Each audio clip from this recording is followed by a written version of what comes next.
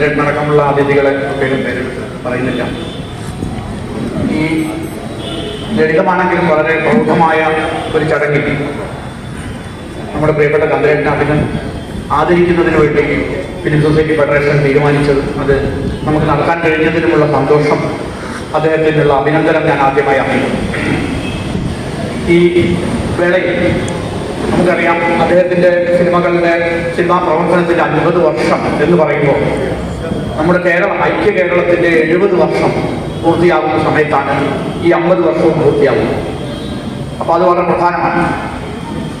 ഐക്യ കേരളത്തിൻ്റെ 70 വർഷം കഴിയുമ്പോൾ ഏത് രീതിയിലാണ് കേരളത്തിനകത്തും ഇന്ത്യക്കകത്തും പുറത്തുമൊക്കെ അടയാളപ്പെടുന്നത് എന്ന് നമ്മൾ നാളെ ഓരോ ദിവസം പോകുന്തോറും വളരെ ഉത്കണ്ഠാകുലമായ സാഹചര്യത്തിലേക്ക് നമ്മൾ യാത്ര ചെയ്തുകൊണ്ടിരിക്കുകയാണ്.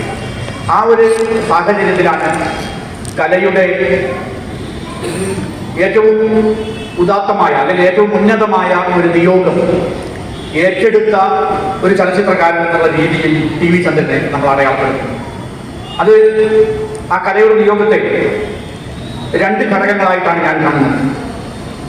ഒന്ന് സ്വാതന്ത്ര്യമാണ്, മറ്റൊന്ന് ഉത്തരവാദിത്തമാണ്.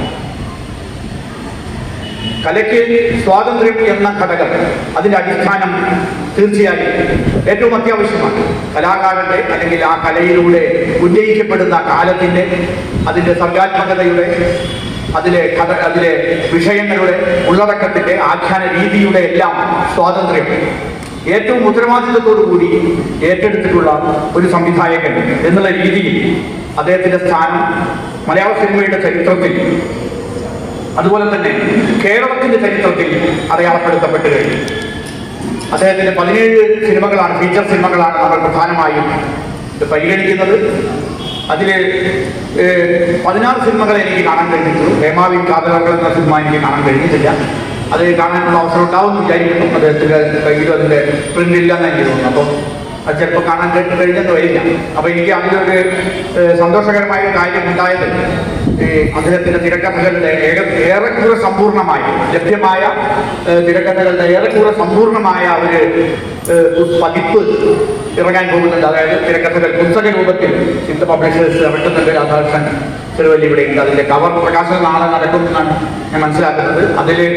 അപ്പോൾ ആ തിരക്കഥ പുസ്തകത്തിൽ അല്ലെങ്കിൽ ആ സമ്പൂർണ്ണ കൃതികളിൽ അതിനെ സംബന്ധിച്ചുള്ള പഠനം, TV ചന്ദ്രൻ സിനിമകളെ കുറിച്ചുള്ള പഠനം എഴുതാനുള്ള ഒരു സൗഭാഗ്യം എനിക്കാണ് ലഭിച്ചത്.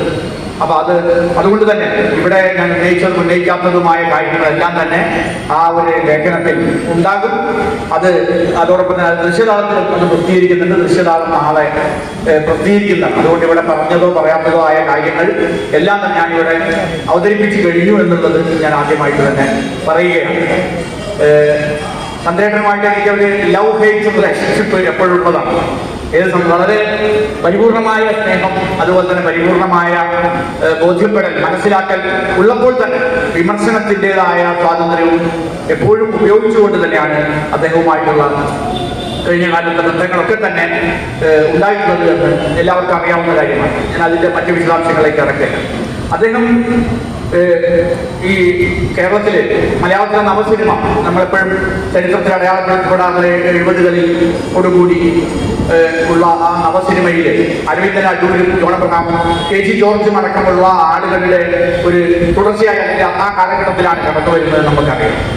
അപ്പോൾ അതിനു മുൻപുള്ള സിനിമകളുണ്ട്. രാമകാര്യത്തിൻ്റെയും പി ഭാസ്കറിൻ്റെയും അതുപോലെ തന്നെ A. വിൻസെന്റിൻ്റെയും PN മേനോന്റെയും അതുപോലെ ഉള്ള ആളുകളുടെ പി വാസുദേവൻ അടക്കമുള്ള ആളുകളുടെ മുൻപുള്ള ആ സിനിമകളുടെ ഒരു തുടർച്ചയും ഇടർച്ചയുമായി തന്നെയാണ് നവസിനിമ സംഭവിക്കുന്നത്. അല്ലാതെ അപ്പോൾ 70ഓടുകൂടി മലയാള സിനിമ ആരംഭിച്ചു അല്ലെങ്കിൽ നവീകരിക്കപ്പെട്ടു എന്ന് മാത്രം പറയുന്നതിൽ ശരിയല്ല എന്നുള്ള കാര്യം വളരെ വിമർശനത്തോടു കൂടിയും അതുപോലെ നേരത്തെ പറഞ്ഞ വളരെ ഉത്തരവാദിത്വത്തോടു കൂടിയും TV ചന്ദ്രൻ തന്റെ സിനിമകളിലൂടെ അത് ആവിഷ്കരിക്കുന്നുണ്ട്. ആലിസിന്റെ അന്വേഷണം തുടങ്ങുന്നത് തന്നെ ഒരു സിനിമ വിമർശനത്തോടു കൂടിയാണ്. ആലിസിന്റെ അന്വേഷണത്തിൽ പ്രേംനസീറിന്റെ സിനിമ കണ്ട് ഇറങ്ങി വരുന്ന 2 കഥാപാത്രങ്ങളാണ്. അതിലെ ആലീസ്, ജലജ അവതരിപ്പിക്കുന്ന ആലീസും അതുപോലെ തന്നെ അവരുടെ കൂട്ടുകാരിയും പ്രേംനസീറിന്റെ സിനിമ കണ്ട് ഇറങ്ങി വരികയാണ്. അപ്പോൾ ഈ നസീറിന്റെ സിനിമയിൽ നസീറിനെ എത്ര കാലം കണ്ടാലും മതി വരില്ല എന്നാണ് കൂട്ടുകാരി പറയുന്നത്. പക്ഷെ ആലീസ് പറയുന്നത് ഈ പ്രേമല്ലാതെ ഇവർക്ക് ഒന്നുമില്ലേ സിനിമയാക്കാൻ. അപ്പൊ അതിൽ പ്രേമം സിനിമയാക്കണ്ട എന്നോ അല്ലെങ്കിൽ അത് യഥാർത്ഥത്തിൽ എന്താണ് അവിടെ അവതരിപ്പിക്കപ്പെടുന്ന പ്രേമം, എന്താണ് പ്രേം നസീറിലൂടെ നമ്മൾ മനസ്സിലാക്കിയ പ്രേമം, എന്താണ് നമ്മൾ അതിലൂടെ കണ്ട സിനിമ എന്ന ഒരു വിമർശനം. യഥാർത്ഥത്തിൽ അതിൽ ഒരു ഗുദാത്തിന്റെ ഒരു ടച്ച് ഉണ്ട്. കാരണം ഗുദാത്ത് പിന്നെ നിരൂപണം എഴുതിയിട്ടാണ് പിന്നെ സിനിമയിലേക്ക് പോകുന്നത്. അപ്പൊ അദ്ദേഹത്തോട് ചോദിക്കുന്നുണ്ട്, നിങ്ങളുടെ പിന്നെ എന്തുകൊണ്ടാണ് എനിക്ക് നിരൂപണം എഴുതി പിന്നെ എനിക്ക് രക്ഷയില്ലാതെ ഞാൻ സിനിമ എടുത്തു എന്ന് പറയുന്നത്. അപ്പോൾ എന്റെ നിരൂപണങ്ങൾ ഞാൻ സിനിമ എടുക്കുന്നതിന് മുൻപുള്ള എന്റെ പാഠങ്ങളാകാം, അല്ലെങ്കിൽ എന്റെ സിനിമകൾ എന്റെ നിരൂപണത്തിന്റെ എക്സ്റ്റൻഷൻ ആവാം എന്ന് പറയുന്നത് പോലെ. അപ്പൊ അതുകൊണ്ട് തന്നെ ഈ നിലനിൽക്കുന്ന സിനിമകൾ, അത് നേരത്തെ പറഞ്ഞ പ്രേം നസീറിന്റെ സിനിമ മാത്രമല്ല, ഈ സോക്കോൾഡ് നവസിനിമയുണ്ട്. ഈ സോക്കോൾഡ് നവസിനിമയുടെ മൗനങ്ങൾ അല്ലെങ്കിൽ അവ ഇരുട്ടുകൾ, അവ കാലത്തോട് സ്വീകരിക്കുന്ന ചില പിന്നെ ഇതിനെല്ലാം സാർവകാലികത അല്ലെങ്കിൽ സാർവലൗകികത നമുക്കറിയാം. പിന്നെ അടിയന്തരാവസ്ഥയിലെ ഒരു സംഭവത്തെ സിനിമയാക്കുമ്പോൾ അതിൽ 80കളിലെ കലണ്ടർ തൂക്കിയിടുന്നത് പോലെ ഉള്ള സാർവകാലികത, അത് പെട്ടെന്ന് തന്നെ അത് ആ ഒരു കലണ്ടർ അവിടെ വെക്കേ വേണ്ടു. അത് നമ്മൾ സാധാരണ അവാർഡിന് അയക്കുമ്പോൾ ഒരു രജിസ്ട്രേഷൻ ചാർജ് അറിയും. ഇപ്പോൾ നമ്മൾ അവിടെ 2000 രൂപ രജിസ്ട്രേഷൻ ചാർജ് അടക്കണം എന്ന് പറയും. ഇത് യഥാർത്ഥത്തിൽ ലോക സിനിമ അവാർഡുകൾ ഒരു രജിസ്ട്രേഷൻ അവാർഡാണ്, അല്ല ഒരു രജിസ്ട്രേഷൻ എൻട്രിയാണ് യഥാർത്ഥത്തിൽ. ഈ 70 അടിയന്തരാവസ്ഥയിലെ സിനിമ എടുക്കുമ്പോൾ 80കളിലെ കലണ്ടർ തൂക്കുന്നത്. അത്തരത്തിലുള്ള ആ കാലത്തോട് നടത്തുന്ന ഒരു പിന്നെ ഒരു മാനിപ്പുലേഷൻ, ആ മാനിപ്പുലേഷൻ ഒരിക്കലും ടി വി ചന്ദ്രൻ തയ്യാറായി. അതാണ് അദ്ദേഹത്തിന്റെ സിനിമയിലെ സത്യസന്ധത. എനിക്ക് അത് നിങ്ങൾക്ക് ചിലപ്പോൾ ഈ പറഞ്ഞ പോലെ അത് ഇതിന് യോജിച്ചതാണോ, സിനിമയുടെ പിന്നെ ഫ്രെയിമിൽ അതിന്റെ ആഖ്യാനത്തിൽ യോജിച്ചതാണോ, അതിന്റെ നറേറ്റീവിൽ യോജിച്ചതാണോ, ഇതിന്റെ കഥയിൽ എന്തിനാണ് ഇയാൾ കടന്നു വരുന്നത്, ഡാനിയലിന്റെ പുറകെ ഇയാളെ നമ്മൾ ഇവിടെ ഉപേക്ഷിക്കുന്നു എന്ന് പറയുന്ന ആ ഒരു പിന്നെ ഡോക്യുമെന്ററിയുടെയോ അല്ലെങ്കിൽ നറേഷന്റെ ശൈലിയും എല്ലാം ഉപയോഗിക്കുന്ന ഈ രീതിയിലുള്ള ഇത്തരത്തിലുള്ള ഈ കാലത്തെക്കുറിച്ചുള്ള അന്വേഷണം. ആലീസിന്റെ അന്വേഷണം യഥാർത്ഥത്തിൽ തോമസ് കുട്ടി തന്റെ കാണാതാവുന്ന ഭർത്താവിനെ ആണ് അന്വേഷിക്കുന്നതെങ്കിലും അവസാനം അന്വേഷിക്കുന്നത് തന്നെയാണ്. ആലീസിനെ തന്നെയാണ് കണ്ടെത്തുന്നത്. താൻ ജീവിച്ച കാലത്തെ ജീവിക്കാതെ പോയ ഒരു കാലമായി തിരിച്ചറിയുകയാണ്. അങ്ങനെയാണ് ഈ 70 കൊല്ലങ്ങൾ അല്ലെങ്കിൽ കേരളത്തിന്റെ 70 കൊല്ലങ്ങൾ അല്ലെങ്കിൽ സിനിമയുടെ 50 കൊല്ലങ്ങൾ ജീവിച്ച കാലത്തെ അടയാളപ്പെടുത്തുമ്പോൾ ജീവിക്കാതെ പോയ കാലത്തെ അതിൽ അടയാളപ്പെടുത്തുന്നു എന്നുള്ളതാണ് ഏറ്റവും പ്രധാനം. അതുകൊണ്ടാണ് ഓർമ്മകൾ ഉണ്ടായിരിക്കണം എന്ന് പറയുന്നത്. അദ്ദേഹത്തെ ടി വി ചന്ദ്രൻ എപ്പോഴും ഹോണ്ട് ചെയ്യുന്ന ഒരു ഇമേജറി എന്ന് പറയുന്നത് വിമോചന സമരമാണ്.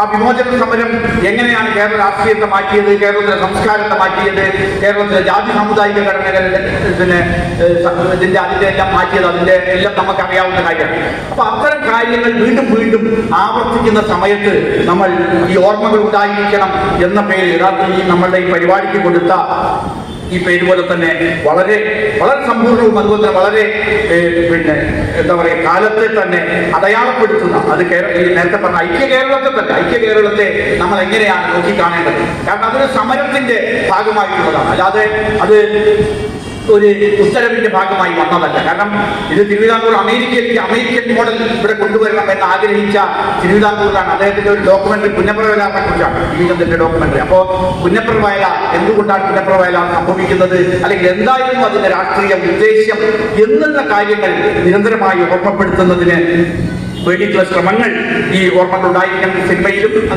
ഞാൻ അതിന്റെ വിശദാംശത്തിലേക്ക് പോകുന്നില്ല. കാരണം അതിൽ അദ്ദേഹത്തെ ഈ മമ്മൂട്ടി അവതരിപ്പിക്കുന്ന കമ്മ്യൂണിസ്റ്റുകാരുണ്ട്. അത് നമ്മളുടെ സോക്കോൾഡ് കമ്മ്യൂണിസ്റ്റുകാരുടെ എല്ലാ സാങ്കേതിക തികവുകൾ തികഞ്ഞ ഒരാളല്ല. മദ്യപിക്കുന്നുണ്ട്, വ്യഭിചരിക്കുന്നുണ്ട്, എല്ലാം. പക്ഷെ വികാരഭരിതമാണ്. ആ വികാരഭരിതത്വം അല്ലെങ്കിൽ ആ വൈകാരികത്വമാണ് അദ്ദേഹത്തിലെ ആ കേരളീയതയെയും അതുപോലെ തന്നെ ആ കമ്മ്യൂണിസ്റ്റ് മൂല്യത്തെയും നിർണയിക്കുന്നത് എന്നുള്ളതാണ് പ്രധാനം. അതുപോലെ തന്നെ ഈ ഡാനിയെ സംബന്ധിച്ചൊക്കെ സൂസനെ സംബന്ധിച്ചൊക്കെ ജോസഫ് പറഞ്ഞുകൊണ്ട് ഞാൻ അത് ആവർത്തിക്കുന്നില്ല. തുടർന്ന് എനിക്ക് ഏറ്റവും അദ്ദേഹത്തിന്റെ സിനിമകളിൽ വളരെയധികം അതിന്റെ ഫോമിലും അതുപോലെ തന്നെ അതിന്റെ പല രീതിയിൽ എന്നെ സ്വാധീനിച്ച വളരെ ഇഷ്ടപ്പെട്ട ഒരു സിനിമയാണ് ആടുകൂത്ത് എന്ന സിനിമ. 2005 അത് വേണ്ട രീതിയിൽ അത് ആളുകൾ കണ്ടിട്ടുണ്ടോ എന്ന് എനിക്ക് സംശയമാണ്. അദ്ദേഹത്തിന്റെ 2 തമിഴ് സിനിമയിലെ രണ്ടാമത് എടുത്തിട്ടുള്ള സിനിമയാണ്. നേരത്തെ പറഞ്ഞ ഹേമാവിക്കാലങ്ങളോ ഞാൻ കണ്ടിട്ടില്ല. ഈ ആടുകൂത്ത് എന്ന സിനിമയിൽ യഥാർത്ഥത്തിൽ നമ്മൾ ഇന്ന് പിന്നെ സിനിമ 100 വർഷം അല്ലെങ്കിൽ എത്രയോ വർഷം കഴിയുമ്പോൾ സിനിമയുടെ തുടക്കകാലത്തുള്ള ഒന്നുമില്ല നമുക്കറിയാം. സാങ്കേതികമായി ഒന്നുമില്ല. മാറിക്കഴിഞ്ഞു, പല കാര്യങ്ങൾ മാറിക്കഴിഞ്ഞു. അപ്പൊ ഇപ്പൊ ഡിജിറ്റൽ സിനിമയാണ്.